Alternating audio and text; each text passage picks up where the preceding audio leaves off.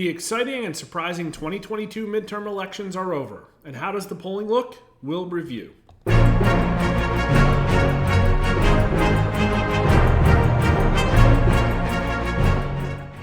First, out of the gate, let me say that although I saw potential in the indicators for a GOP surprise, the surprise never came. The second thing I'll say is that our polling was very accurate this time out, something you're not going to hear our detractors say. But now let's get into the detail. Polling has become more challenging over time. What's driving it? There's a lot of things, but here are two of them. The post-2016 Trump era of politics has created massive and unpredictable swings in the size of the electorate, starting in the 2018 midterms with the explosion of the Democrat vote, a 70% increase in their midterm performance since 2014, and almost equal to Obama's 2012 performance. Then Trump built a massive MAGA coalition in 2020, reaching out to voters not just in the Republican Party, and increasing his turnout 11 million over 2016. But then there's the continued Democrat outperformance that showed up in 2020 as well. People talk about the submerged Republican vote in polling circles, but from our perspective, the Democrat turnout surprises in 2018 and 2020 were much harder to see coming. We were one of the most accurate pollsters in the 2020 popular vote, predicting a Biden narrow win and ultimately off by about 3 points. But many of the mainstream left or leaning pollsters massively overstated Biden's potential lead, and we didn't see anything in the polling to support that. But it still made predicting this election a challenge. What was going to happen this time? A repeat of the Democrat overperformance? And if so, what states and by what amount? Another thing making polling more challenging is the explosion of competing and conflicting data sources. Rasmussen has reliably and repeatedly performed extremely well with recorded, randomized, and anonymous landline phone IVR. And like most pollsters, we've expanded into alternative data sources like online panels to make up the younger and minority voters that we're not getting with the landlines. Some of the big-name corporate media pollsters have gone all in on these online panels. But one of the things we've been watching is the recent and rapidly accelerating divergence between the type of voter who answers online polls for money and the ones who pick up the phone to give you a piece of their mind. I'll get into this more later, but for us, especially at a state level, there were reasons to mistrust the accuracy of the polling. And we spent more time this cycle building out new data pipelines instead of making blind calls in every race. So with all that being said, at a national level, how do we do? Our final 2 weeks of generic ballot results were +7 and +5 for the Republicans, respectively. And just today, the Cook Political Report announced that Republicans are leading in the House popular vote by 6 points. So from a numbers perspective, at the national level, I think it's fair to say that we nailed it. Now, with the solid Republican lead, plus the bad polling numbers for Biden, solid Republican turnout indicators, the ridiculously bad marks Biden gets on all the issues that mattered most to voters, and Republican pickups among minorities and independents, to us, it looked like there was potential to believe Republicans had a chance for a larger pickup in the House. Now, at the moment, it does look probable Republicans will wind up taking a meaningful majority, and they're still possibly going to take control of the Senate. But why were the results more in the Republicans' favor? I submit 2 reasons. One, the decrease in Democrat turnout happened in safe Democrat areas, while the increase in Republican turnout seemed likewise to focus in safe red areas. But there's another explanation, one for which I will go to our state responses to explain. We only made public 3 state polls this time out. And here's the chart. 3 states and only 6 calls, but based on the currently returned vote, it looks like we got 4 of them within the margin of error. Nevada looks really spot on. Pennsylvania was hard because when we polled there were so many respondents who said not sure or third party, especially in the governor's race. We had both Oz and Mastriano losing. For Oz, it was pretty close to what we called, but the Mastriano race was a total whiff.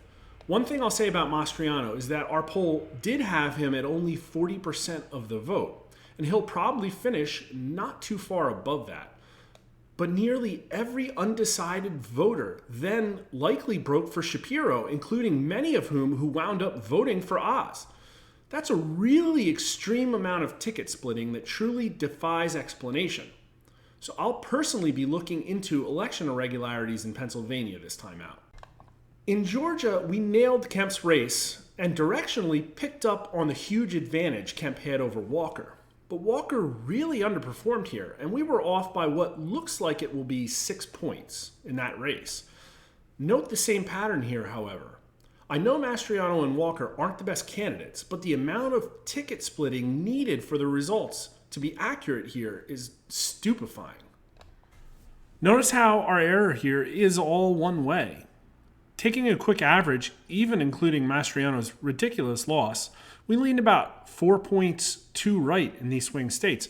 But keep in mind, on a national level, we absolutely nailed the generic ballot. So the message here is that Republican votes did not materialize in these states. Now let's add some more data to the chart.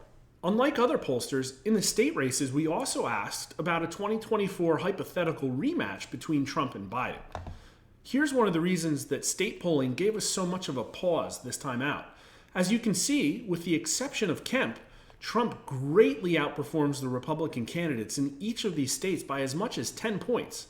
I can also confirm that in the Arizona data we collected, the results were even more pronounced, with Trump leading Blake Masters and Kari Lake by 13 and 11 points respectively.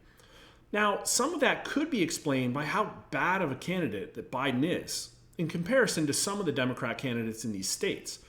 But looking at these polling results, my main takeaway is that Trump built a large coalition of voters in 2020 that included minorities, Democrats, independents, and women. And your average swing state Republican candidate, even though they may be endorsed by Trump, is not getting all of that support. Another trend from all of our state polling is that Democrat voters are much more loyal to Democrats than Republicans are to Republicans, and less likely to swing, even if they say they might. Now, a final point for those who are interested in the technical aspects of polling. It's a topic that we recently worked with Joel Pollack at Breitbart to bring to light. Online panel usage has expanded massively, but the online panel growth to satisfy this demand hasn't kept up. When I use our online panel provider at a national level, there are about 125,000 potential survey respondents to pick from. It's pretty good, but it's a far cry from the 90 million landline phones out there, or the even larger number of mobile phones that we're going to be increasingly reaching out to. But when I poll a state, there are shockingly low numbers of respondents available, especially for swing states. We're talking about only 1,000 or 2,000 possible people for a state like Arizona. And many of the other pollsters are all shooting fish in that same barrel. But here's an example of some of the questionable data that I'm seeing, and primarily only recently, in online swing state data. Take Blake Masters. He gets about 87% of the phone 2024 Trump vote. But among online respondents in our data, he got less than half of the Trump vote. We saw the same pattern, though not as pronounced, in all of the other states we polled. It's really astounding, and here are the questions it raises. Is that data real? If so, will these people even go vote? And finally, are the panels being manipulated? It would be appallingly easy if somebody had the will, if they haven't done so already. And I'm pretty sure the online panel industry has absolutely no way to catch this with quality control. Now, undoubtedly, some of that signal is real, and Republicans need to figure out how to capture the apparent success of the Trump movement if they want to tap into his voting bloc. But here's the too long didn't read, however. According to our polling, reports of the death of MAGA are greatly exaggerated. So to summarize, that was one of our most accurate years from a national popular vote perspective. We did pretty good in the states in a challenging environment, though I wish we could have done more of them. We'll be spending the next couple months digging deep into alternative sources of data and expanding our pipelines, and also looking very closely at voter turnout phenomenon. Subscribe to our channel if you'd like to follow along and see more of our content. And please go to rasmussenreports.com and sign up for free daily updates of all our polls. Thank you.